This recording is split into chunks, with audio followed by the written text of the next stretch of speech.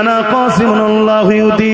আমার নবী পাক বুখারীর মধ্যে জানাচ্ছে, আমার নবী পাকের হাদিস ইমাম বুখারী নকল করেছে, আনা কাসিমুল্লাহু ইউতি। অপর রাতের মধ্যে আছে আনা কাসিমুল্লাহু মুতি, অর্থাৎ বানানে ওয়ালা মাওলা আল্লাহ আর বাটনে ওয়ালা মুহাম্মাদুর রাসূলুল্লাহ। তুমি আমি তো কোথাকারের কে? ইউসুফ নবী থেকে নিয়ে ঈসা নবী থেকে নিয়ে আদম সফিউল্লাহ পর্যন্ত সমস্ত নবীরা নবুয়ত পেয়েছে আমার নবী পাকের দরবার থেকে, অর্থাৎ আমার নবী পাকের ঝুলি থেকে। এখন কারো মাথায় যেতে পারে নবী পাক তো এই 570 খ্রিস্টাব্দে এসেছে। এ যুবকেরা, তরুণেরা, আল্লাহ পাক আমার নবীকে তখন নবী বানিয়েছে যখন আদম সফিউল্লাহ পানি কাদার সঙ্গে মিলেছিল। তারও হাজারো হাজারো বছর আগে আমার নবী পাক নবী ছিলেন। কেননা আমার আল্লাহ আমার নবী পাককে ডাক দিচ্ছে ইয়াসিন আল কোরআনিল হাকিম। এই ইয়াসিনটা হলো আমার নবীর নাম, এই ইয়াসিনটা হলো আমার নবীর নাম। অর্থাৎ কেউ আছে তাকে ডাকা হচ্ছে ইয়াসিন, হে আমার ইয়াসিন। এ যুবকেরা, তরুণেরা, হযরত জিবরাইল আলাইহিস সালামকে আল্লাহ নবী একদিন জিজ্ঞাসা করেছিল, ও হযরত জিবরাইল আপনার বয়সটা কত? হযরত জিবরাইল বলেছিলেন, ইয়া রাসূলুল্লাহ হাবিবাল্লাহ আমি একটা ওয়াকিয়া আপনাকে শোনাই, এ থেকে অনুমান করে নিতে হবে। কি ওয়াকিয়া শুনিয়েছিল? ইয়া রাসূলুল্লাহ হাবিবাল্লাহ আমি জিবরাইলকে আল্লাহ যখন বানিয়েছিল তখন আল্লাহ পাকের আরশের অন্য কিছু ছিল না, আদম শফিউল্লাহ ছিল না, এই জমিন আসমান কিছুই ছিল না। ওই সময় আল্লাহ আমাকে সৃষ্টি করেছে। আমি দুনিয়া আমাকে যখন আল্লাহ বানালো আমি চোখ খুলে দেখি আল্লাহ পাকের আরশ আজিমের নিচে একটা নূরের পর্দা রয়েছে। আমি চোখ খুলে যখন ওখানে তাকালাম ওই পর্দার মধ্যে একটা নূরের আলোর চমক দেখলাম। ওই চমকটা দেখে আমি জিবরাইল ওই নূরটার প্রেমিক হয়ে গেলাম। তরুণেরা, যুবকেরা, আজ তোমাদের কাছে বলে দিয়ে যায় দিল রাসূলুল্লাহর করো, নবীকে প্যার করো, ভালোবাসো। যদি দুনিয়াতেও তুমি নাজাত পেতে চাও, জালিম অত্যাচারীদের হাত থেকে বাঁচতে চাও এবং আখিরাতে জাহান্নাম থেকে বাঁচতে চাও, তুমি রাসূলুল্লাহর গোলাম হও। তোমার উঠতে বসতে শুতে খেতে চলতে ফিরতে সব জায়গাতে নবী নবী নবী নবী। কেননা দ্বীন ইসলাম কাকে বলে? আমার নবী যেটা করেছে ওটাই হলো দ্বীন ইসলাম। আমার নবী যেটা ছেড়ে দিয়েছে ওটা ছেড়ে দিবার নাম দ্বীন ইসলাম। আল্লাহ কোরআনের মধ্যে জানিয়ে দিলে মাতা খুমুর রাসূল ফাকুযুহু ওয়া মা নাহাকুম আনহু ফান্তাহু। এ দুনিয়ার মানুষেরা আমার রাসূল যা আদেশ করেছে নিয়ে নাও, আমার নবী যা দিচ্ছে নিয়ে নাও, আমার নবী যা ছাড়তে বলেছে ছেড়ে দাও। এটাই তোমাদের জন্য কামিয়াবি, নাজাত হয়ে যাবে। আরো জোরে বলুন সুবহান। শুনছেন তো নাকি? না মন বলছে এই সব শুনে কি করবে? একটু নামাজের কথা বলেন। নামাজ তো পড়তেই হবে আব্বা, ছাড় তো নেই, কথা জানি, কিন্তু নামাজ পড়বে কে? কে নামাজ পড়বে? আমাকে এটা একটু বলুন না, কে নামাজ পড়বে? ইমানদার না বেঈমান? তা ইমানটা কি? হুজুরকে চিনা না চিনা নয়, হুজুরের প্রেম আদব না প্রেম আদব নয়। আমরা হুজুরকে চিনি? আমরা যদি হুজুরকে চিনতাম তাহলে আমাদের এলাকায় কখনো ওই সকল লোক অজ করতে পারত না যারা আমার রসুলের সাহাবাদের ঘরে ছোট করে, রসুলের এলেমকে ছোট করে, নবী শান মর্যাদাকে ছোট করে। নিজের জানকে বাজি লাগিয়ে হলেও তাদের বিরুদ্ধে লড়াই করতাম। আমরা তো নবী চিনি না। দেখুন না, আমি জানকে বাজি লাগিয়ে লড়াই করছি। আমি জানি নাকি এখানে যারা বসাচ্ছে সব আমার এই জানিয়ে কোন ঠিক আছে? একদিকে যেমন মোল্লা মলি সাহেব বিরোধী, আবার দিকে গভর্নমেন্টও বিরোধী। এরপরও সাহস করে বেরিয়ে বলছি না বলিনি কেন? এই জান চলে যাবে, হুজুরের পক্ষে থাকলেও যাবে, হুজুরের বিরুদ্ধে থাকলেও যাবে, কিন্তু হুজুরের পক্ষে যারা থাকবে যাবে, যাবার আগে জান্নাত দেখতে দেখতে যাবে। জোরে বলুন সুবহানাল্লাহ। আরো জোরে বলুন। অতএব যুব সমাজ, আব্বাজান আম্মাজান ভাই বোন, জিন্দেগিতে একটাই রাস্তা তোমাদেরকে বলে গেলাম, নবীকে ধরে নাও, নবীর হয়ে যাও। নবীর যদি হতে পারো একদিন রাত্রিরে খবে দেখাও হয়ে যাবে। জোরে বলুন সুবহানাল্লাহ। যদি কিছু ভুল ভ্রান্তি থাকে হুজুর এসে বলে দেবে এটা ভুল করছি, এটা করবি না।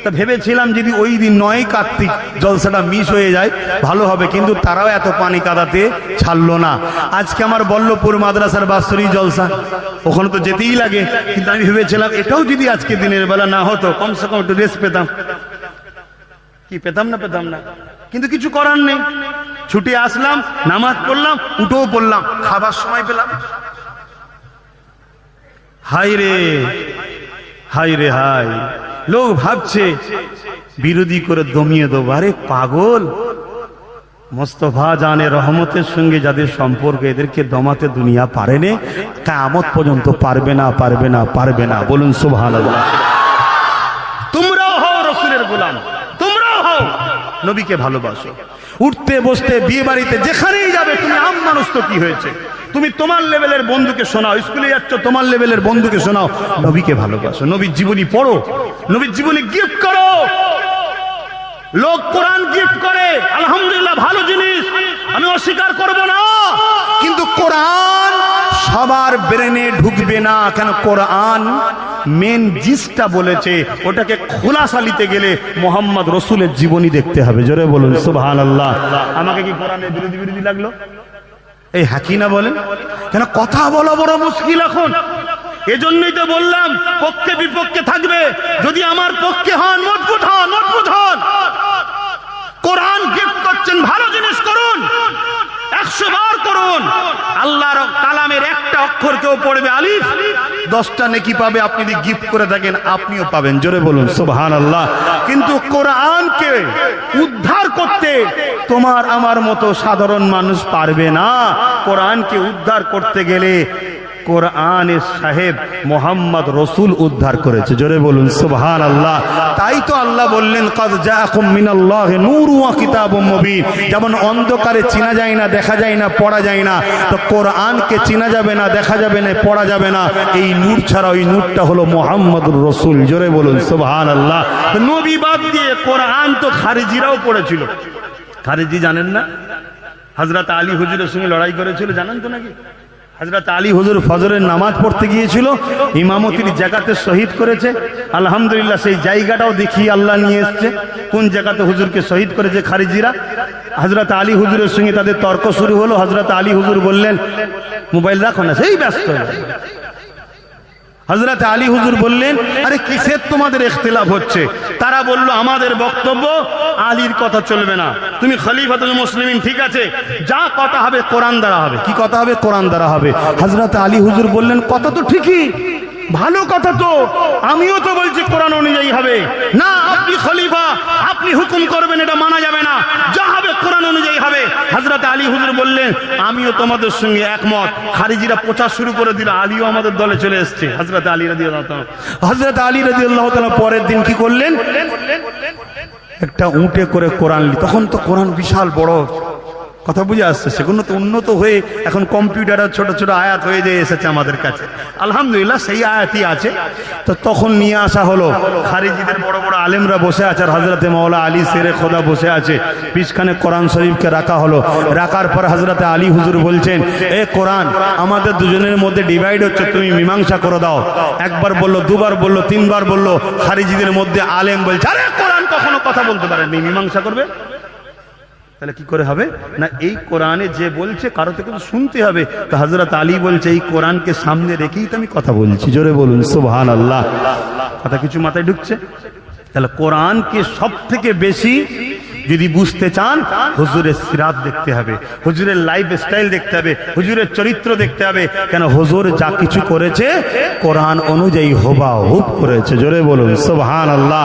তাই যেমন কোরআন গিফট করছেন করুন, কোরআন কিনছেন কিনুন, কিন্তু প্রতিটা বাড়িতে হুজুরের জীবনী কিনুন, হুজুরের জীবনী পড়ুন। হুজুরের জীবনী পড়বেন আর দিলের মধ্যে রাখবেন, আমি কোরআনের ব্যাখ্যা পড়ছি। জোরে বলুন সুবহানাল্লাহ। হুজুরের জীবনী পড়বেন আর দিলের মধ্যে জ্ঞান রাখবেন, কোরআনের বাস্তবটাকে দেখছি। জোরে বলুন সুবহানাল্লাহ।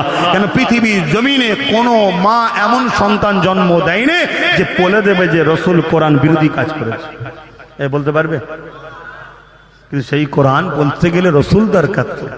হ্যাঁ, আর না হয় শুধু কোরআন নেবে, লিবার পরে বলবে যে আমার নবী কি ভুলে যেত। বলো নাউজুবিল্লাহ। আমার নবী লিখতে জানতেন না, পড়তে জানতেন না, নিরক্ষর ছিলেন, এরমও কথা বলে বেড়াবে তখন, বলবে না? বলবে না কেন? ও ধ্বংস হয়ে গেছে। আল্লাহ নবী তাই সাহাবা হুজুর দিগকে জানিয়ে দিলেন, এ আমার সাহাবারা, প্রতিটা মানুষের উচিত তার বাচ্চাকে 3টে শিক্ষা দিতে হবে। কটা শিক্ষা? জোরে বলুন।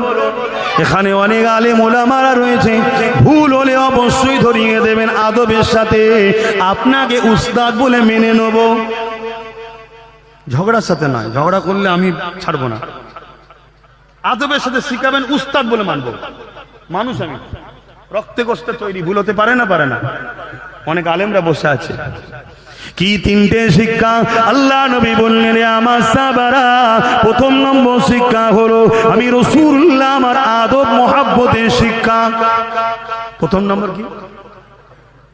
খুব ভালো করে শোনেন, কোন ইসলামের পিছনে ছুটছেন দেখুন, আর নবী কি শিখিয়েছে দেখুন।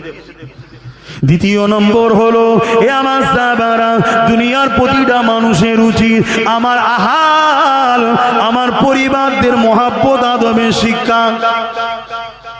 প্রথম নম্বর কি শিক্ষা নবীর? আপনাদের অসুবিধা হচ্ছে মনে হয়, তাহলে বলবেন তো কি শিক্ষা? নবীর প্রেম ও আদব। দ্বিতীয়, নবীর আহালদের প্রেম ও আদব। 3 নম্বর শিক্ষা হলো কোরআন শরীফের শিক্ষা।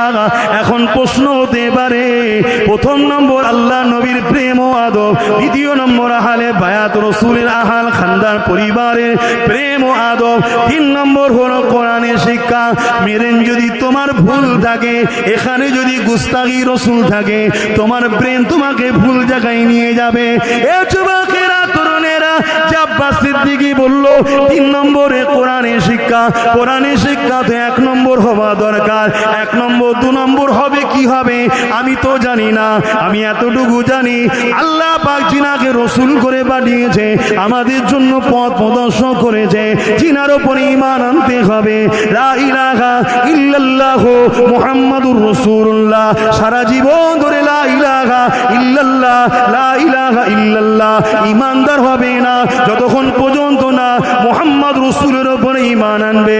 সেই নবী জানিয়ে দিল, প্রথম নম্বর শিক্ষা দাও তোমরা বাপেরা মায়েরা সন্তান দিগকে, আমি নবী আমার প্রেমের শিক্ষা দাও, আমার আদবের শিক্ষা দাও। দ্বিতীয় নম্বর হলো আমার হাল, আমার পরিবারের প্রেম আদবের শিক্ষা দাও। 3 নম্বর হলো কোরআনের শিক্ষা দাও। আল্লাহু আলা নবী কেন বলেছে? তবে কিছু কিতাবের মধ্যে দেখা গেছে এই হৃদয়ের উপরে কোরআনকে রাখতে গেলে এই হৃদয়কে প্রথম ওই লোটটা লিবার মতো তৈরি করতে হবে।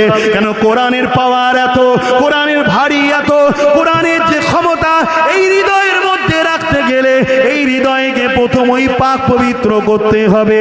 কি করে করবেন?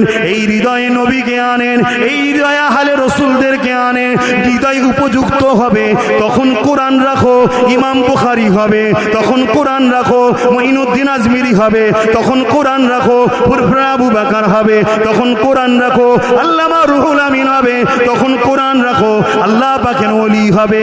আর যদি এই হৃদয়ে নবী ও নবীর পাহালদের মহব্বত ছাড়া ডাইরেক্ট যদি কোরআনকে রেখে দাও, মনে রেখে দেবে সঙ্গে সঙ্গে খারিজি হয়ে যাবে, ইসলাম থেকে বেরিয়ে যাবে, রাইসুল মুনাফিক আব্দুল্লাহ ইবনে উবাই হয়ে যাবে, জুলখাইসা তামিমি হয়ে যাবে।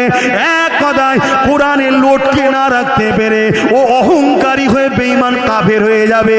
আর নবীর প্রেম, আহলে রাসূলদের প্রেম হৃদয়ে রেখে এই হৃদয়কে উপযুক্ত যখন তৈরি করবে, এই হৃদয়ে যখন কোরআন রাখবে, ওই কোরআনকে তুমি সামনে নিয়ে দুনিয়া ও আখিরাত পেয়ে যাবে। আরো জোরে বলুন সুবহান।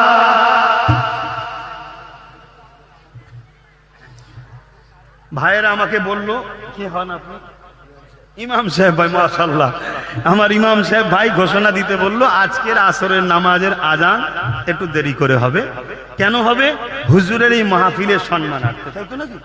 আমার সম্মান নয়, আমি তো খাদিম রে বাবা, আমার কি হাইসিয়াত আছে? আমার বাপ রাসূলুল্লাহর গোলাম, আমি গোলামের বেটা, আমার দাদা রাসূলুল্লাহর গোলাম, আমি গোলামের বেটা, আমার পদ্দাদা জুবানের মুজাদ্দিদ হয়েছে নবীর গোলাম ছিল বলে জোরে বলুন সুবহানাল্লাহ। আরে পদ্দাদর বাপ হযরত সিদ্দিক আকবর, তিনি এত শানওয়ালা হয়েছে মুস্তাফার গোলাম ছিল বলে জোরে বলুন সুবহানাল্লাহ। নবীর গোলাম ছাড়া পৃথিবীতে আখেরাতে কারো কোনো দাম নাই। আর এটাও শুনে রেখে দেন, পৃথিবীতে সবাই বুড়ো হলে দাম কমে যায়, শুধু মোহাম্মদ রসুলের গোলামরা যত বুড়ো হয় তত দাম বাড়ে। জোরে বলুন সুবহানাল্লাহ।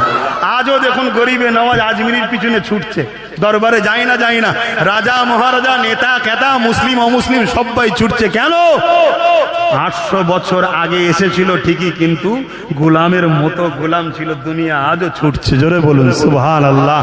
আমি একজন জওয়ান মুজাদ্দিদের ঘরের ছেলে, কুরাইশ বংশের নবী বংশের সন্তান। এরপরও আমি দেখুন বাগদাদের জমিনে গিয়ে গৌস পাকের কদমের গোড়ায় দাঁড়িয়ে গিয়ে চোখের পানি ফেলে বলছি, গৌস পাক আপনি আমাকে সাহায্য করেন।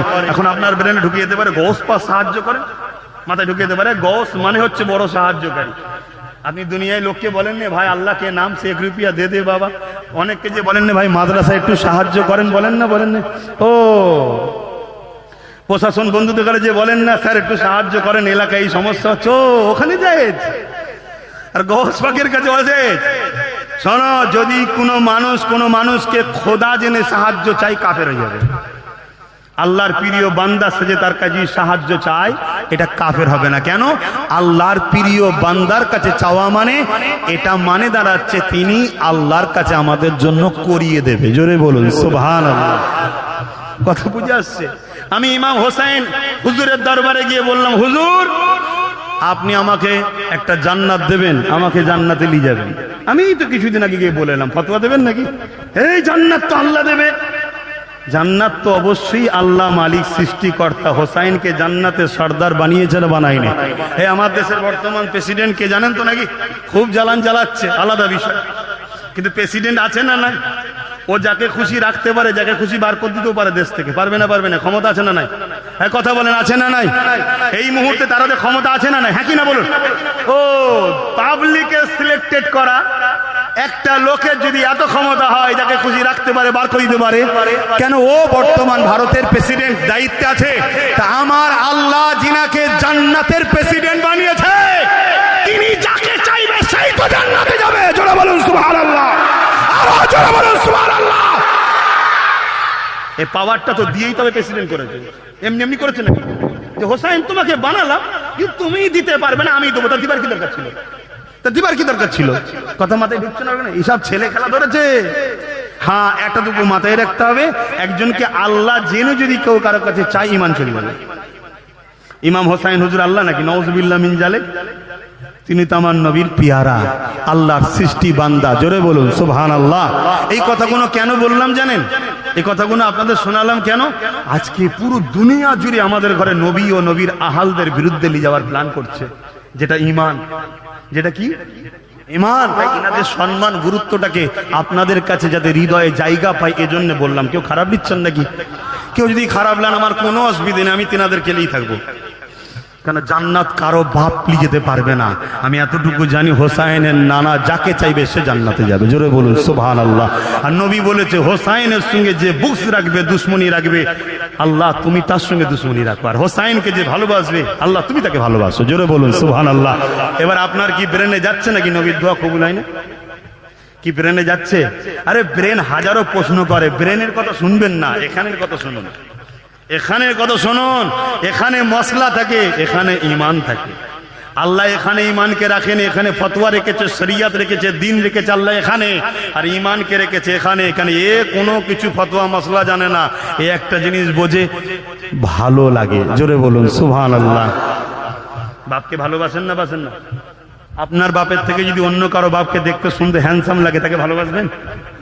কেন ভালোবাসবেন না? ও চোখ কি বলছে আমি জানি না, দুনিয়া কি বলছে আমি জানি না, আমার বাপ এখানে আছে, এ আমার বাপকে যেমনই হোক আমার, ঠিক না? ঠিক তেমনই দুনিয়া হাজারো চেষ্টা করো, এখানে রসুল থাকে, এ হাজার কিছু প্রশ্ন করে। আপনাকে যদি জিজ্ঞেস করা হয় আল্লাহ মানেন, আপনারা সবাই বলবেন মানি। এখন যদি জিজ্ঞেস করা হয় আল্লাহ যে মানেন দলিল কি আছে, দেখেছেন কেউ আল্লাহকে? কথা বলে, জোরে বলবেন তো। কেন? আল্লাহ এখান থেকে মানা হয় না, এখান থেকে মানা হয়। কেন? এর দলিল খোঁজে। আপনি যখনই বলবেন একে, এ দিমাগ, এ ব্রেন বলো আল্লাহ মানো, এ বলবে ভাই ওয়েট কর, দাঁড়া, আমি তো একা চলতে পারি না, আমি চলি অনেকের উপর নির্ভর করে।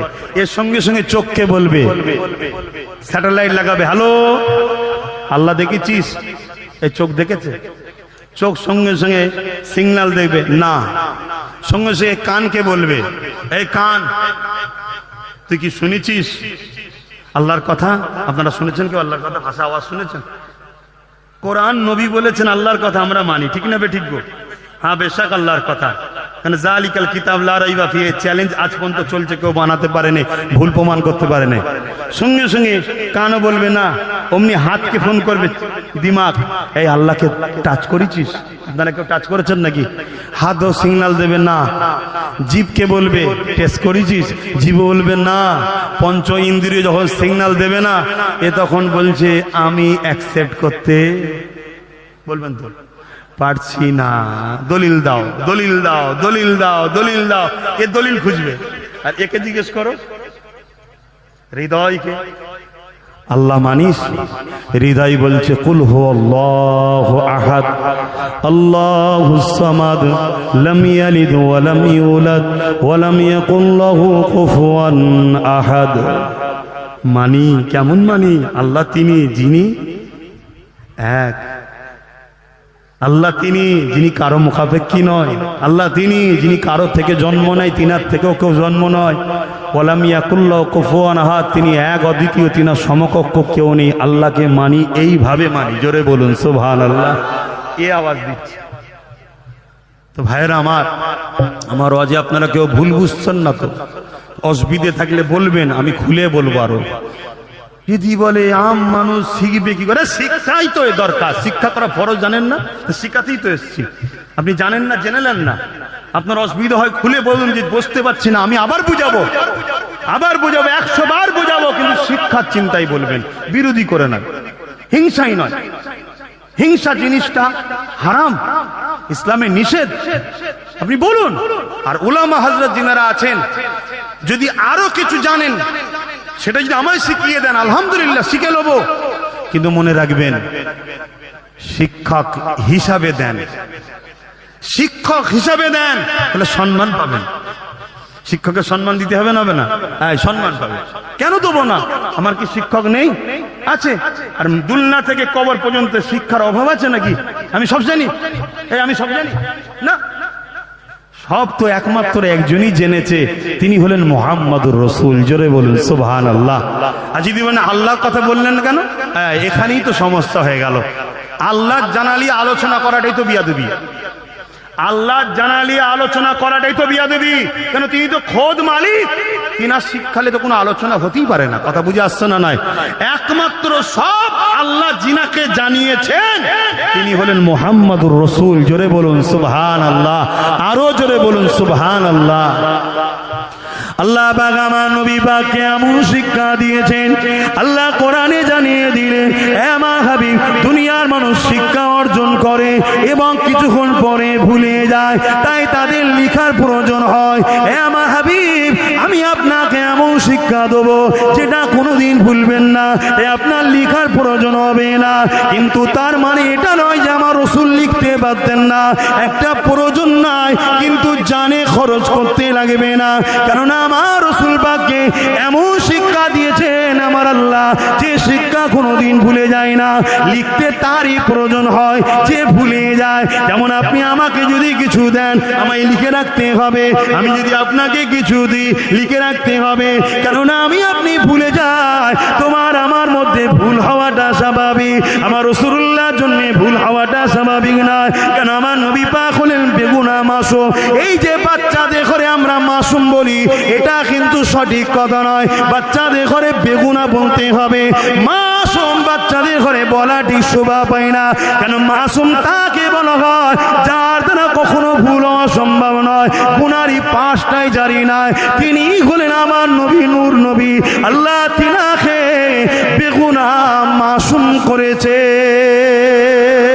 এ যুবকেরা, তরুণীরা, মায়েরা বাপেরা, আমার নবী পাককে চিনে নিয়ে, আমার নবী পাককে মেনে নিয়ে, আমার নবী পাককে আদব করুন, আমার নবী পাককে পিয়ার করুন। দুনিয়ার কোনো মশলা হলে সেখানে দলিলের প্রয়োজন হয়, প্রেমের ব্যাপার হলে হৃদয়ে যেটা জায়গা পায়, এখানে সাহাবা হুজুরদের কাছে প্রশ্ন করবেন নাকি, সাহাবাদের কাছে দলিল নেবেন নাকি? আল্লাহ নবী যখন উযু করতে বসতেন, সাহাবা হুজুররা সঙ্গে সঙ্গে নবী পাককে ঘিরে দাঁড়িয়ে যেত, এমন করে তারা রিসারিসি করে নবী পাকের দরবারে হাত বাড়াতেন, ইয়া রাসূলুল্লাহ হাবিবাল্লাহ, আপনার উযু করা কুল্লির পানি আমার হাতে দিন, আপনার উযু করা পানি আমার হাতে দিন। সাহাবা হুজুরদের করে জিজ্ঞাসা করবেন নাকি, এ নবী সাহাবারা, কোথায় থেকে তোমরা দলিল পেলে যে নবী উযু করলে তার পানিকে নিতে হবে?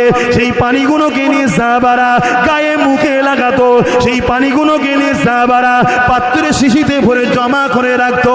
এ যুবকেরা, সাহাবাদেরকে দলিল জিজ্ঞাসা করবেন নাকি যে কোরআনে তো আল্লাহ কোনো জায়গায় বলেন মুহাম্মদ রাসূল উযু করলে তার পানিকে তোমরা নিয়ে গায়ে মুখে লাগাবে, তার পানিকে নিয়ে বরকতের জন্য শিশিতে ভরবে, তোমরা কেন এটা করতে চাইছো?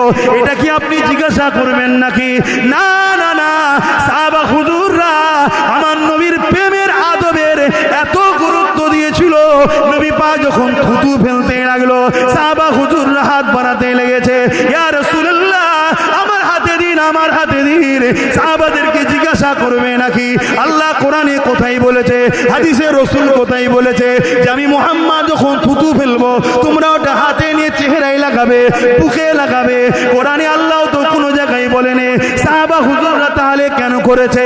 সাহাবা হুজুররা আমার নবী পাককে এত পিয়ার করেছে, আমার নবী থুতু মুবারককে নিয়ে তারা মুখে চেহারায় লাগাতো। কয়েক সপ্তাহ ধরে কোনো মানুষ যখন ওই সাহাবীর কাছে আসতো, ওই সাহাবীকে জিজ্ঞাসা করতো, ভাই কি আতর মেখেছেন, আপনার শরীর থেকে এত খুশবু বাইর হয়? আরো জোরে বলুন সুবহানাল্লাহ। আদব তো সাহাবাদের থেকে শিখুন। কোন মোল্লা মৌলী সাহেব পীর সাহেব পীরজাদার কাছে আদব শিখবেন? সাহাবাদের থেকে শিখুন, সাহাবাদের থেকে কোরআন, সাহাবাদের থেকে রাসূলের আজমাত প্রেম পৃথিবীর কেউ দ্বিতীয় বোঝে? হ্যাঁ, কি প্রেম করেছে সাহাবা হুজুর। আজকে তো দাঁড়িয়ে সালাম দিলে সমালোচনা, আরে তোর ভালো লাগে না তুই বসে দে না বাবা, সমালোচনা করছিস কেন? হ্যাঁ, যে মানুষটা দাঁড়িয়েছে ওর কাছে তুমি দলিল খুঁজছো, দলিল। আমার নবী যে উটটার উপরে, যে ঘোড়াটার উপরে চেপে বেড়াতেন, ওই ঘোড়াটার কাজাবা, ঘোড়ার পিঠে যেটা থাকে ওটাকে রেডি করে দিবার একজন সাহাবীর দায়িত্ব ছিল। একদিন ওই সাহাবী কঠিন শীতের সময়, শুনছেন তো সবাই, এই পিছনের বাপ ভাইরা শুনছেন তো, আমাকে পছন্দ কি পছন্দ নাই বাদ দেন আব্বাস সিদ্দিকীকে। এই সমাজে লাখো আব্বাস ঘুরে বেড়াচ্ছে, বাদ দেন। কিন্তু আপনাদেরকে জিম্মেদারির সাথে বলছি, আপনি যে অন্য কারো সঙ্গে মেশেন, মিশার আগে একবার দেখুন সে আপনার নবীকে দিলে রেখেছে কিনা, নবীর আজমত হুরমত, নবীর মোহাব্বত ভালোবাসা কোরআন যেভাবে করতে বলেছে সেইভাবে করছে কিনা দেখুন। একটু সাহাবা হুজুররা যেভাবে করেছে ওইভাবে করছে কিনা একটু দেখুন, দেখে তাকে ধরুন।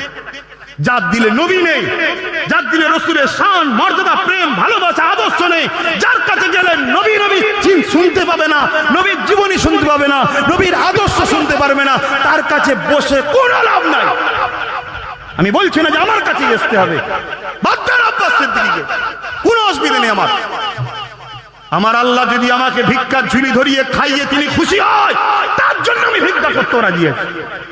আমি তার দাস, তিনি যা চাইবে আমাকে মেনে নিতে হবে, মানতে হবে না বাবা।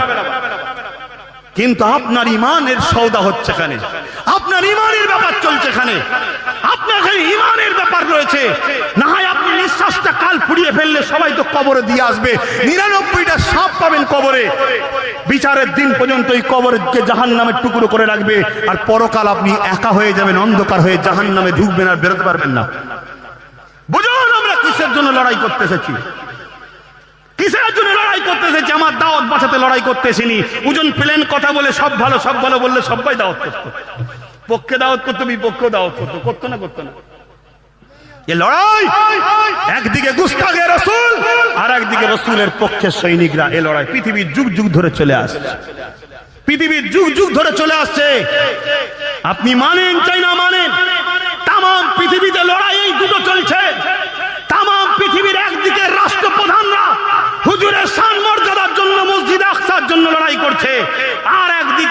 আজকে রাসূলরা মসজিদে আকসাকে মিটাবার জন্য লড়াই করছে। কথা মাথায় ঢুকছে না? ঢোকে না? এই যুগ যুগ ধরে পৃথিবীর জমিনে চলে আসছে। তো সেই জায়গায় আপনারা যারা রসুলকে ভালোবাসেন বলে আপনাদের কাছে নিয়ে যদি আমরা রসুলের কথা বলবো, এতেও যদি আপনার গ্রামে আসতে অসুবিধা হয়, এটা কিসের মুসলিম গ্রাম, কিসের ইসলাম আছে গ্রামে, যে গ্রামে নবীর পক্ষে কথা বলা শান্তি নেই? এর থেকে মনে হয় এ কওমের মরে যাওয়া ভালো। যে কওমের সামনে 3.5 কোটি বাংলায় থাকার পরও তার নবীকে অপমান করা হয়, সে কওমের মরে যাওয়া ভালো বেঁচে থাকার থেকে। আমার ঘরে ঘরে, আমাদের পাড়ায় পাড়ায় নবীর দুশ্মন দাড়িওয়ালা টুপিওয়ালা সেজে ভরে যাচ্ছে। তারাই পিছন থেকে কামড়ায়, তারাই পিছন থেকে সমালোচনা করে। যারা নবীর পক্ষে কথা বলে তাদেরকে রুকার চেষ্টা হচ্ছে। তাদেরকে রুকে দাও, তাদেরকে আসতে দিও না। চলছে না? চলেন। আমি রাসূলুল্লাহর পক্ষে ছাড়া অন্য কোনো কথা বলছি? এটা আওয়াজ দিয়ে বলুন, অন্য কোনো কথা বলছি? ভাইরা আমার, বোঝার চেষ্টা করেন। আমার সোনার যুবকেরা, জিন্দেগি চলে যাবে। দাদু রয়েছে, আপনি নাও থাকতে পারেন, তার আগে মরে যেতে পারেন। কিন্তু আপনাকে ভাবতে হবে যে আল্লাহ কিয়ামতের দিনে আল্লাহ হবে আহকামুল হাকিমিন, ন্যায় বিচারক। আল্লাহ তো বিচারক। সেই দিন আদম নবী থেকে ঈসা নবী সবাই নফসি নফসি করবে। সেদিন আপনার আব্বা, আপনার আম্মা, আপনার স্বামী, আপনার স্ত্রী, আপনার ছেলে বলে সবাই আপনাকে দেখো মুখ ঘুরিয়ে নিয়ে নফসি নফসি নফসি করবে। ওই দিন কিন্তু কোনো কেউ সাথ দেবে না। ওই দিন আমেনা লাল কিন্তু তোমার আমার জন্য আগিয়ে আসবে। জোরে বলুন সুবহানাল্লাহ, আরো জোরে বলুন সুবহানাল্লাহ। সেই রসুল সব জায়গায় সওদা করো, সেই রসুলের আজমাত নিয়ে, প্রেম নিয়ে, ভালোবাসায় কোনো গুঞ্জাইশ নাই। কি একমত হতে পারছেন তো নাকি? হ্যাঁ, একমত হতে পারছেন তো নাকি? হ্যাঁ, মাথায় রাখবেন। আমার নবী যখন মদিনা শরীফ থেকে বেরিয়ে দূরের একটা গোত্রের মীমাংসা করতে গেছে, এর মধ্যেই মুনাফিক যারা সাহাবা সেজে ছিল অমনি একটা মসজিদ করে ফেলেছিল। জানেন ইতিহাস? জানেন? নবী তখন হায়াতে আছে। নূর নবী দুনিয়াবি জিন্দেগিতে হায়াতে আছে। বেশক নবী তো আজও হায়াতুন নবী। মানেন না? মানেন না? জোরে বলে। লড়াই তো এই জায়গায়, যখন অমুসলিম বলবে মোহাম্মদের নবী মরে গেছে, মুসলমানদের নবী, তখন তো আমরা আন্দোলন করি। আর দাঁড়িওয়ালা টুপিওয়ালা বক্তা সেজে যখন রসুলকে মরা বলে, কই তখন তো আন্দোলন করি না? তখন আন্দোলন করেন না কেন? যদি ঘরেরটাকে প্রথম সাইজ করতেন তাহলে বাইরের তেমনি ভয় ঠিক করে যেত। এ কথা বুঝছেন না? বোঝেন না? দোষ তো আমাদের বেশি। আমার রাসূল পাক সাল্লাল্লাহু আলাইহি ওয়াসাল্লাম আজও হায়াতুন নবী। জোরে বলুন সুবহানাল্লাহ। এই আকীদা শুধু দাদা হুজুরের নয়, এই আকীদা দেওবন্দ মাদ্রাসার প্রতিষ্ঠাতা মাওলানা কাসেম নানতুবি তিনিও কিতাবের মধ্যে লিখেছেন নবী হায়াতুন নবী। বেরেলিদের আকীদা নবী হায়াতুন নবী। কারামত আলী জনপুরি সাহেবের আকীদা নবী হায়াতুন নবী। আরে ভারতবর্ষে 4টে সিলসিলা আছে, পুরোপুরা জনপুরি, দেওবন্দি, বেরেলি। এই 4টে সিলসিলা ভারতে ইসলাম এনেছে। এটা বুঝে আসছে? এই 4 সিলসিলার মুরব্বিদেরই আকীদা হলো নবী হায়াতুন নবী। জোরে বলুন সুবহানাল্লাহ। এই 4টে থেকে অনেক শাখা টাকা এখন সব বেরিয়েছে, সেটা আলাদা কথা। মূল এই 4টে। কথা বুঝছেন না? বোঝেন না? তাহলে সবার আকীদা নবী হায়াতুন নবী। নবী এখনো সশরীরে আমার নূর নবী রওজা মুবারকে আমাদের জন্য আল্লাহর কাছে মাগফিরাতের জন্য কাঁদছে। জোরে বলুন সুবহানাল্লাহ। সেই নবী পাক সাল্লাল্লাহু আলাইহি ওয়াসাল্লামকে ভালোবাসেন। কি কথা বলতে গিয়ে এদিকে চলে গেলাম। নবী পাক সাল্লাল্লাহু আলাইহি ওয়াসাল্লাম দুনিয়াবি জিন্দেগিতে হায়াতে রয়েছে, দূরে একটা মীমাংসা করতে গেছে। আর ওই মুহূর্তে কিছু মুনাফিক সাহাবী সেজেছিল, তারা সাহাবা সেজেই ছিল, তারাও কলমা পড়েছে, তাদের মাথাও দাড়ি ছিল, টুপি ছিল, পাগড়ি ছিল, দাড়ি ছিল, হুজুরের হাতে হাতও দিয়েছে, নামাজও পড়তো। আজকে থাকবে না? কি গো বলেন না, আজকে থাকবে না? তারা সঙ্গে সঙ্গে একটা মসজিদ বানালেন। কি বলে? যে অত দূরে যেতে অসুবিধা হচ্ছে, আমাদের এলাকায় একটা হয়ে যাক। আল্লাহ কোরআনে আয়াত নাজিল করলেন, ওই মসজিদে জিরারকে ভেঙে দিলেন নবী সাহাবাদের নিজে। আজকে যদি আমি ফতোয়া দিয়ে কোনো মসজিদকে ভাঙতে যাই, বাপ রে বাপ, মুসলমান তো ডিভাইড হয়ে যাবে, খুনোখুনি হয়ে যাবে। হ্যাঁ, মসজিদ আল্লাহর জন্য করো, দলবাজি করার জন্য করো না।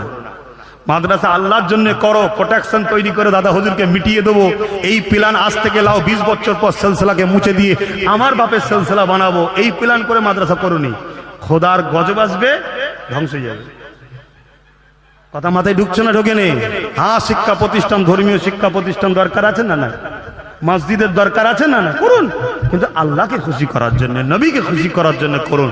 তোমার কারখানা থেকে প্রোটেকশন যত বেরোচ্ছে শুধু ওলিয়া উলিয়া পীর পাইগম্বরদের, নবীর খানদানদের, দাদা হুজুরের আওলাদদের সিলসিলার আলেম ওলামাদের বিরোধী করছে কেন? তাহলে জানতে হবে তুমি বীজ তৈরি করছে এটাই যে আজ থেকে 10 বছর 20 বছর পর প্রত্যেকটা গ্রামে গ্রামে আমার প্রোটেকশন পাঠিয়ে দেবো, ওই গ্রামে বলবে দাদা হুজুরের আর নয় আমি হুজুরের। কথা বুঝছেন না? বোঝেন না? এ ধান্দা যদি হয় তাহলে দাদা হুজুরের আওলাদ হিসাবে আমার কি দায়িত্ব নয় যে লোককে বুঝানো? এই দায়িত্ব আছে না নাই? যে খুব সাবধান, চাইনা মোবাইল বেরিয়েছে, যে কোনো মুহূর্তে বাস্ট করতে পারে, কান উড়ে চলে যাবে। কম পয়সায় কিনে মজা বাড়ি ফিরে গেল সোজা, কিছুতে ঢোকে নে হাতে, তাই সেছে পস্তানা। ছোটবেলায় পড়েছেন না? হ্যাঁ, পায়ের মোজা কিনে ঘরে চলে গেছে, কম পয়সায় পেয়েছে তো, আর ঘরে যে হাতে ঢুকাচ্ছে, পায়ের মোজা হাতে ঢোকে। কথা বলছে না তো? কম পয়সায় ফ্রি পয়সায় বক্তা পেয়েছে, নিয়ে চলে এসেছে। সে তো যেটুকু ইমান ছিল কিনে নিয়ে চলে গেছে। কেন? তার তো অন্য জায়গা থেকে আসছে, তার তো ডিউটি এটা মুসলমানকে বেঈমান বানাও।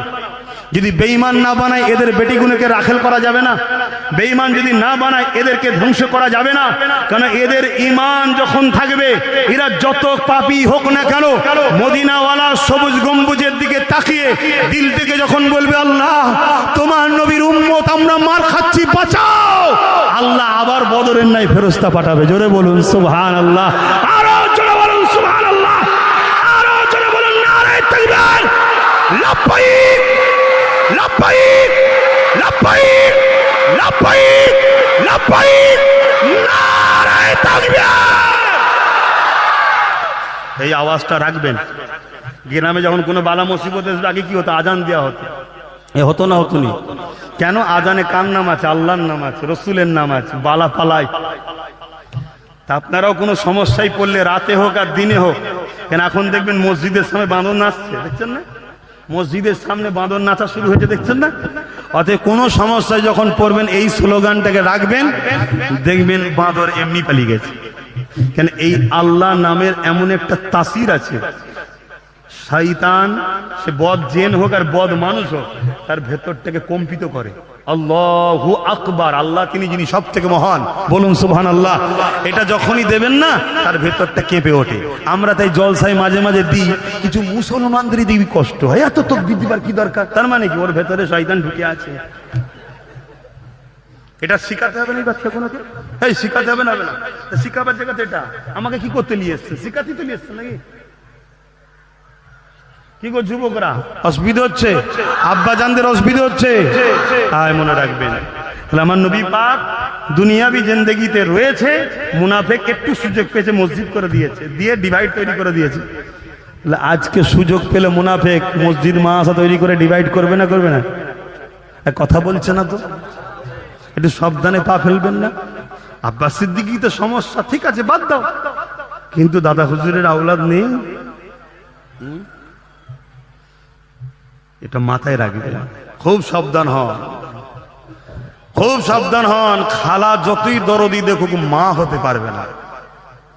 খালা যতই দরদ দেখা মা হতে, মা মা আচ্ছা, আল্লাহ যাকে সিলেক্টেড করেছে মুজাদ্দেদ, তেনার আওলাদের শরীরে সেই খুন আছে, এটাকে গুরুত্ব দেবেন, খারাপ নেবেন না। আবার খুন বললে তো অনেকের মাথা গরম হয়ে যায়, ভুলভাল বকতে শুরু করে পাগলের মতো। কথা বুঝে আসছে? আল্লাহ হিদায়েত করুক, বলুন আমিন। বলবেন না আল্লাহুম্মা আমিন? কেন মানুষ ধ্বংসকে এটা আমরা চাই না। আল্লাহ হিদায়েত করুন, আল্লাহুম্মা আমিন। এবার যদি ফাটা কপালে হয় সেটা আমার কিছু করার নেই, কিন্তু আমার দায়িত্ব আছে দোয়া করা। আল্লাহ হিদায়েত করুক, বলুন আল্লাহুম্মা আমিন। বাবেরা, নওজোয়ান তরুণেরা, এ নবী পাকের প্রেমিকেরা, আল্লাহ নবী নূহ নবী দয়া নবীর এক সাহাবী ছিলেন, তিনি প্রতি রাত্রিরে বাড়িতে কদু রান্না করে খেতেন। কদু চেনেন? লাউ, কিন্তু কদু বলবেন। লাউ বললে যে হবে না আমি সেটা বলছি না, কদু বলবেন, ঠিক আছে? কদু রান্না করে প্রতিদিন রাত্রিরে খেতেন। একদিন তিনার সাহেব দাদা বলে উঠলো, আরে রোজ বাড়িতে রাত্রিরে কদু কদু কদু ভালো লাগে না। সঙ্গে সঙ্গে নিয়াম থেকে তরোয়াল পার করে ফেলেছে, তার পিছনে ধাওয়া করেছে। কি করে তুমি বল বললে ভালো লাগতে পারে না। আমার রাসূলুল্লাহর পছন্দ ছিল কদু, তুমি কি করে বললে পছন্দ হয় না? আর এটা তো নরমাল ব্যাপার, রোজ খাচ্ছি না, একবার বলে ফেলেছি। না না, সাহাবাদের আকীদা দেখো, সাহাবাদের প্রেম দেখো। জলদি করে তুই তওবা কর, ইস্তেগফার কর। আমার নবীর যেটা পছন্দ ওটাকে তুই ভালো লাগে না বলতে পারিস না। আর সমাজে বড় মুক্তা মৌলী সাহেব হয়ে যদি রাসূলুল্লাহকে আমাদের মতো মানুষ বানায়, নবী পাককে আমাদের শানের মতো কথা বলে, নবী পাককে রাখাল শব্দ ইউজ করে, নবী পাককে নিরক্ষর বলতে চায়, নবী পাককে মরে গেছে বলতে চায়, এ যুবকেরা ভেবে দেখো, নবীর পছন্দ রান্না কদু যদি পছন্দ না করার জন্য তার পিছনে যদি তওবা করাতে হয়, তাকে অস্ত্র নিয়ে সাহাবী যদি তাড়া করে, তুমি এই কথা কি করে বলতে পারলে? তাহলে মনে রাখবেন, তোমার আমার জবানের ভাষাগুলো একটু নবীর শানে কিভাবে বেরোচ্ছে একটু দেখা দরকার। তুমি আমি কোন উলামাদের কাছে বসি, তাদের মুখের কথাটা নবীর শানে কি বেরোয় একটু ভাবা দরকার। কারণ আল্লাহ কোরআনে জানিয়ে দিলেন, এ দুনিয়া মানুষেরা, তোমাদের কথার আওয়াজ যদি আমার নবীর গলার আওয়াজের থেকে বেশি উঠে যায়, তাহলে তোমাদের জিন্দেগির আমলকে বরবাদ করে দেওয়া হবে। খুব ঠান্ডা মাথায় বুঝবে, একজন মানুষ 80 বছর বেঁচেছে, 70 বছর নামাজ পড়েছে, 70 বছর তাহাজ্জুদ পড়েছে, প্রতি বছর হজ করেছে 70 বার, 70,000 মাদ্রাসা করেছে, 70,000 মসজিদ করেছে, 70,000 গরিব মেয়ের বিয়ে দিয়েছে, দুনিয়ার জমিনে সব ভালো কাজ করেছে। কিন্তু এই মানুষটার কোনো একদিন গলার আওয়াজটা আমার নবীর গলার আওয়াজের থেকে যদি বেশি হয়ে যায়, আমার আল্লাহ জানাচ্ছে কোরআনে, তোমার জিন্দেগির আমলকে বরবাদ করে দেবো। তাহলে ভেবে দেখো, 70 বছরের হজ, 70 বছরের নামাজ, 70 বছরের দাড়ি, 70 বছরের তাবলীগ, 70 বছরের কোরআন তেলাওয়াত, 70 বছরের 70,000 মাদ্রাসা মসজিদ তৈরি করা, সব কিছু একদিকে রাখো, আর আমার নূর নবীর কণ্ঠের আওয়াজের থেকে আওয়াজ যদি একবার উঠে যায়, সবটা বরবাদ হয়ে যাবে। সেই নবীর শানে কি ভাষা ব্যবহার করা দরকার, এটা একটু বুঝে বুঝে বলা দরকার। কেন আমাদের সামনে সাধারণ মানুষ রয়েছে, নবীকে নিরক্ষর যদি বলো, নবী লিখতে যদি জানতে না বলো, সাধারণ মানুষের জ্ঞানে মূর্খ শব্দটা যাবে, সাধারণ মানুষ সঙ্গে সঙ্গে বেঈমান কাফের হয়ে যাবে। এই উচিত হবে আমার তোমারও আলেম বুঝে বুঝে দাওয়াত করা, বক্তার বুঝে বুঝে শোনা। কেননা আমার নবীর শানে যারা পরিমাণ খুদ বিয়াদবি সন্দেহ যদি ঢোকে, সঙ্গে সঙ্গে বেঈমান কাফের হয়ে যাবে। আমার নবীকে আল্লাহ এত শানওয়ালা মর্যাদাওয়ালা করেছে, তুমি আমি যদি পৃথিবীর সমস্ত পানিগুলোকে, সাগরের পানি, নদীর পানি, পুকুরের পানি, কলের পানি, সব পানিকে যদি কালি হিসাবে বানিয়ে নি, আর পৃথিবীর সমস্ত গাছগুলোকে যদি কলম হিসাবে বানিয়ে নি, তথাপিও দুনিয়ার মানুষ যদি লিখতে শুরু করে, আমার নবী পাকের শান মর্যাদা লিখে শেষ করতে পারবে না। আরো জোরে বলুন সুবহান আল্লাহু আকবার। ভাষা বুঝতে পারছেন তো মাইকের আওয়াজে? সেই নবীকে ধরো, বাপ আমার, ভাই আমার, মা আমার, বোন আমার, ধরো। আপনি ভাবছেন আমি 80 বছর নামাজ পড়ছি, আমি সব মসজিদে চাঁদা দিয়েছি, উনি মাদ্রাসা তৈরি করেছি, আমার 4টে বাচ্চা হাফেজ, মৌলানা, মুফতি, আমি সব তৈরি করেছি। তুমি যদি আমার রসুলের গলার আওয়াজের উপর একটা আওয়াজ গেলে যদি সব বরবাদ হয়ে যায়, তুমি এমন লোকের সঙ্গে উঠা বসা করো যে তোমার নবীকে সাধারণ মানুষের সঙ্গে যে ভাষা ব্যবহার করা হয় ওই ভাষা বলছে, তাহলে তুমি জান্নাত যেতে পারবে তো? আব্বা, আমার আম্মা, এখনো সময় আছে, মা বাপ, ভাই বোন, এখনো সময় আছে। আব্বাসকে যদি ভালোবাসতে হয় মোহাম্মদ রসুল্লাহর জন্য বাসো, আমার বাপকে যদি পিয়ার করতে হয় মোহাম্মদ রসুল্লাহর জন্য করো, কোন ইমাম, মুফতি, মৌলানাকে যদি ভালোবাসতে হয় রসুল্লাহর জন্য করো, তাহলে জানবে তুমি কামিয়াবি হবে। আমার কথায় কি আপনাদের কষ্ট হলো? যে এতক্ষণ হজ করলো, আব্বাস সিদ্দিকী কই নামাজের কথা বললো না? আরে বাবা, নামাজ নামাজ নামাজ নামাজ নামাজ, হ্যাঁ, নামাজের কথা তো বাপ মাকে বলতে হবে। 8 বছর বয়স থেকে মসজিদে নিয়ে গেছেন কখনো? আপনাদের এলাকার মসজিদে বাচ্চাদের আওয়াজ পাওয়া যায়? কথা বলেন, দোস্ত আপনাদের যে মসজিদে বাচ্চাদের আওয়াজ নেই, পরের প্রজন্ম নামাজি আর হবে না। বাচ্চাদেরকে নিয়ে যান মসজিদে, ওরা মসজিদে গিয়ে বাচ্চারা চিৎকার চেঁচামেচি করবে, খেলাধুলা করবে, ছুটোছুটি করবে, আপনি নামাজ পড়বেন, আপনার সামনে ছুটবে, গড়াগড়ি খাবে, আপনি না সেজদায় যাবেন, আপনার পিঠের উপর দাম কেসে পড়বে, যা খুশি করুক। আল্লাহ যখন বলেছে গুনাহ নিয়ে আপনার মাথায় বাজ করছে কেন? হ্যাঁ, 8 বছর নিয়ে যাবেন, 9 বছরে নিয়ে যাবেন, 10 বছরে নিয়ে যাবেন, 11 বছর, 12 বছর, 4-5 বছর নিয়ে যান, বাচ্চা কাল নিয়ে যেতে হবে, অটোমেটিক নিজে যাবে। কিন্তু আপনাদের কাজ, আমার কাজ কি? নামাজ পড়েছে, নবী চেনে নে, ও নামাজ কবুল হবে না, নবীটা চিনিয়ে দিয়া, এটা হচ্ছে আমার কাজ। আমি সে ডিউটি করতে এসেছি। কথা মাথায় ঢুকছে না? ঢোকে না? এই ডিউটি পালন করতে এসেছি, এটা আমার ডিউটি। তাই আপনাদের বলবো, মসজিদে বাচ্চাদের নিয়ে যাবেন। এই যে বাচ্চাগুলো সব আছে, নিয়ে যাবেন। ছোট্ট ছোট্ট বাচ্চা যদি হয়, এমন বাচ্চা যে বাচ্চা পিশাব পেলে জানে যে ঘরে করতে নাই, বাইরে যে করতে হয়, সেই বয়সের বাচ্চা, 5-6 বছরের বাচ্চা, বোঝে না? বোঝে না? সেই বয়স থেকে নিয়ে যান, 4-5 বছর নিয়ে যান, আর নিয়ে যেতে হবে না। ও অটোমেটিক নামাজের সময় হলে বলবে আমার একটা কিছু কাজ আছে, ঠিক চলে যাবে। আল্লাহ আমাদেরকে বুঝার তৌফিক দিক, বলুন আল্লাহুম্মা আমিন। কিন্তু আমি বুঝাতে চাইছি, আবার আমরা কি নামাজের বিরুদ্ধে? কথা বলেন। আমি আপনার গ্রামে এসে না খেয়ে নামাজটা তো বললাম, আমি তো খেতে পারতাম ওই টাইমটায়। আরে নামাজ হবে কিনা, খেলে তো জানে দে, ওটা করলাম না। খাওয়া আগে নয়, নামাজ আগে। তবে হ্যাঁ, আবার মশলা দেবেন না, কেন? শরীয়তের মশলা হলো আপনার যদি খাবার এসে যায়, খেয়ে এলেন, তারপর নামাজ পড়ুন। কেন? না হয় আপনার খাবারের দিকে মন থাকলে, কি করলো, গরুর গোশ না খাসির গোশ, এই ফতোয়া যেন দিয়ে ফেলবেন না। আমি ওটা বলছি না, আমি ওটা বলছি না। আমি নামাজকেই গুরুত্ব দিলাম, তো আমি নামাজের বিরুদ্ধে নয়, নাউজুবিল্লাহ। ইমানের পরে, কলেমার পরে সবথেকে আফজাল হলো নামাজ। একটা গায়ের মুসলিম আর মুসলমানের মধ্যে ডিভাইড তৈরি করে নামাজ, জাহিরি সূরাতে ডিভাইড করে নামাজ। নামাজ হলো নূর নবীর চোখের ঠান্ডা, নামাজ হলো জান্নাতের চাবি, নামাজ হলো আল্লাহর দিদার স্বরূপ। জোরে বলুন সুবহানাল্লাহ। এরপরেও যদি আমার ঘরের যুবক নামাজ না পড়ে, জানতে পারে ইমান দুর্বল আছে। তাই ওর ইমানকে আগে চার্জ দাও, ওর দিলে মোহাম্মদ রসুলকে ঢুকাও।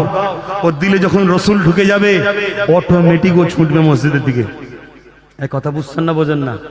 কিন্তু ওই নামাজি গুলোকে দেখে তো হাসি পায়, মসজিদ থেকে বেরিয়ে পাশে